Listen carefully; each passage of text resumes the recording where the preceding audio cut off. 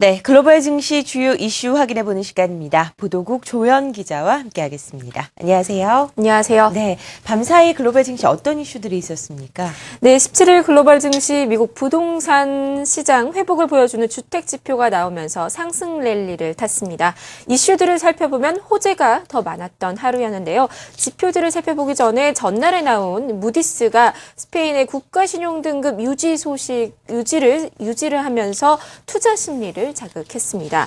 국제신용평가사 무디스는 이번에 스페인 신용등급을 만약에 강등했었다면 정크 등급, 투자 부적격 등급으로 강등이 추락을 면치 못했을 텐데요. 때마침 스페인 정부 고위 관계자로부터 스페인이 전면 구제금융을 검토하고 있다는 움직임이 시사되면서 무디스도 현 Baa3의 신용등급을 유지하기로 했습니다. 이제 공은 오늘 현지 시간 18일 열리는 유럽연합 정상회의로 돌려졌는데요. EU 정상회의 이야기를 나누기 전에 오늘의 이슈부터 살펴보겠습니다. 먼저 호재성 재료입니다. 미국의 신규 주택 착공 규모가 전월보다 15% 급증한 87만 2천 건을 기록했습니다. 주택 건축 허가도 11.6% 늘어난 89만 4천 건을 나타내며 주택 착공과 건축 허가 모두 4년 만에 최대치를 기록했습니다. 일본이 다음 달 추가 경기 부양책을 발표합니다. 새 부양책에는 디플레이션 억제와 앵고 대책 등이 담길 전망입니다. 영국의 9월 실업수당 청구 건수는 올림픽 효과로 1년 내 최저치를 기록했습니다. 전달보다 4천 건 감소한 157만 건을 기록했습니다. 다음은 악재성 요인입니다. 독일 정부는 내년 경제 성장률 전망치를 당초 1.6%에서 1%로 대폭 낮췄습니다. 지난해 3% 성장의 3분의 1 수준으로 지속되는 유로존 재정 위기와 신흥국들의 동반 경기 침체가 발목을 잡았습니다. 뱅크 오브 아메리카의 3분기 순이익이 시장의 전망치는 가까스로 웃돌았지만 전년 대비 95% 감소했습니다. 매출도 기대에 못 미쳤습니다. 미국 최대 전기차용 배터리 업체인 A123 시스템즈가 파산했습니다. A123 파산은 버락 오바마 미국 대통령이 야심차게 추진해온 신재생 에너지 정책에도 타격을 줄 것으로 보입니다. 네, 유럽연합 정상회의가 이제 18일 현지 시간으로 다가왔습니다. 그리스와 스페인을 둘러싸고 비상한 관심이 모아지고 있는데요. 이번에는 기대와 우려가 상전하고 있다고요? 네, 그렇습니다. 유럽연합 하면 올해 노벨 평화상의 주인공이죠.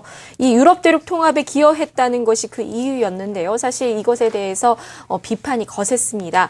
글로벌 경기 침체 시발점으로 꼽히는 유로존 재정 위기도 3년이 넘도록 해결하지 못하고 있고 또 내부를 들여다보면 각국의 이견차가 크기 때문입니다. 이번 회의도 그렇게 평화롭진 않을 것 같은데요. 논의해야 할 이슈들이 많습니다. 재정동맹과 은행연합, 유로 공동채권 발행, 예산안에 대한 권한까지 나열하면 끝이 없는데요. 하지만 그중에서도 현재 글로벌 금융시장의 최대 관심사는 스페인과 그리스라고 할 수 있을 것 같습니다. 스페인이 전면 구제금융 물밑 작업을 펼치고 있다는 얘기는 2013년 예산안을 발표하기 전부터 나왔고요. 또 이 과연 스페인이 구제금융 신청에 나설 것인지 또 그리스의 추가 지원 여부도 시장은 주목하고 있습니다. 당연히 이번 회의의 주요 의제 중 하나일 것이라고 예상됐었는데 하지만 회의 시작을 하루 앞두고 유럽연합 집행위원회의 대변인 올리비에 베일리가 두 국가는 의제가 아니며 이 국가들의 상황에 특별한 진전이 있을 것으로 예상하진 않는다라고 말했습니다. 이 베일리 대변인은 현재 트로이카가 그리스에 관한 평가를 진행하고 있는 만큼 EU 정상회의에서 논의할 단계가 아니라고 덧붙였는데요.